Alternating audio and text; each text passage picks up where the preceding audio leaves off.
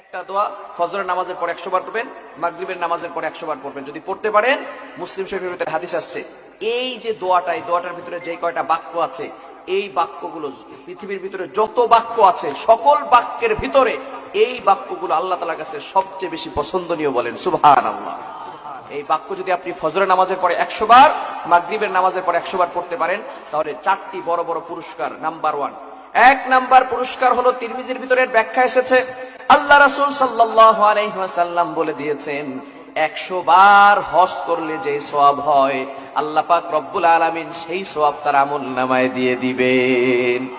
এখন একটা হজ করতে গেলে 5 লাখ 6 লাখ টাকার প্রয়োজন হয়। আবার অনেকে হজ করে কিন্তু কোটি কোটি টাকা ইনকাম করে। হারাম ভাবে ইনকাম করেছে নাকি হালাল ভাবে ইনকাম করেছে, লক্ষ লক্ষ কোটি কোটি টাকা ইনকাম করে। আবার হজ করে, কয়বার যে হজ করেছে তার কোনো হিসাব নাই। কিন্তু যদি তার ভিতরে হারাম কোনো মিশ্রণ থেকে থাকে, এই হারাম মিশ্রণের টাকা দিয়ে যদি করে, আল্লাহর কসম তার একটা হজও কবুল হবে।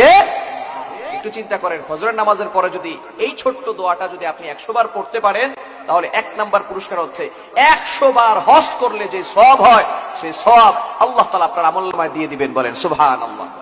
নাম্বার 2, দ্বিতীয় নাম্বার হচ্ছে, ইসমাইল বংশের কোন গোলাম যদি থাকে, এরকম 100 গোলামকে আজাদ করলে যে সওয়াব হয়, আল্লাহ তাআলা সেই সওয়াব তার আমলনামায় দিয়ে দিবেন। বলেন সুবহানাল্লাহ।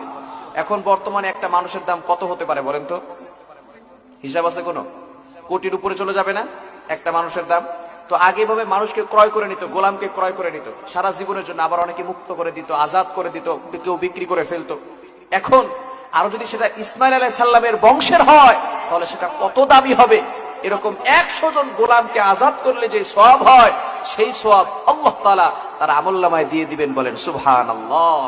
তৃতীয় নাম্বার হচ্ছে, কোন ব্যক্তি যদি জিহাদ করতে যায়, অর্থাৎ আল্লাহ তাআলার জন্য, ফি সাবিলিল্লাহ, আল্লাহর জন্য কাফেরদের সাথে জিহাদ করতে যাবে, এমন ব্যক্তিকে যদি 100টা উট হাদিয়া দেওয়া হয়, এই হাদিয়া দিলে যে সওয়াব হবে, আল্লাহ তাআলা সেই সওয়াবটুকু তার আমলনামায় দিয়ে দিবেন। বলেন সুবহানাল্লাহ।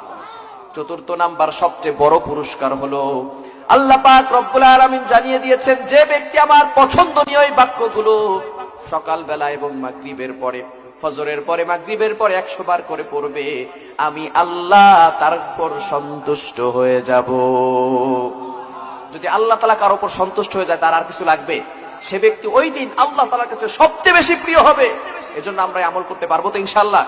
আমল করা যাবে তো ইনশাআল্লাহ? এজন্য আমার মুসলমান বন্ধুগণ, সেই বাক্যগুলো কি? মুসলিম শরীফের ভিতরে হাদিস আসছে, আল্লাহ তাআলা, আল্লাহ রাসূল সাল্লাল্লাহু আলাইহি ওয়াসাল্লামের মাধ্যমে জানিয়ে দিয়েছেন, আহাব্বুল কালামি ইলাল্লাহি আরবা, আল্লাহ তাআলার কাছে সবচেয়ে প্রিয় বাক্য হচ্ছে 4টি। কয়টি? এই 4টি বাক্যটারই একটা দোয়া, সুবহানাল্লাহি ওয়ালহামদুলিল্লাহি ওয়ালা ইলাহা ইল্লাল্লাহু আল্লাহু আকবার। কয়টা হলো?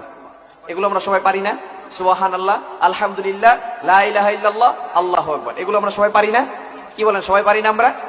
সুতরাং প্রত্যেক ফজরের নামাজের পরে যদি এই আমলটা করতে পারেন, সুবহানাল্লাহি ওয়ালহামদুলিল্লাহি ওয়ালা ইলাহা ইল্লাল্লাহু আল্লাহু আকবার, ফজরের নামাজের পরে যদি আপনি 100 বার পড়েন, আবার মাগরিবের নামাজের পরে যদি আপনি পড়েন সুবহানাল্লাহি ওয়ালহামদুলিল্লাহি ওয়ালা ইলাহা ইল্লাল্লাহু আল্লাহু আকবার, 100 বার করে যদি পড়তে পারেন, আল্লাহ পাক রব্বুল আলামিন দুনিয়াতেই আপনাকে 4টি পুরস্কার দান করে দিবেন। এজন্য আমরা পড়তে পারবো তো ইনশাআল্লাহ? পারবো তো ইনশাআল্লাহ? আল্লাহ পাক রব্বুল আলামিন আমাদের সকলকে আমল করার তৌফিক দান করেন।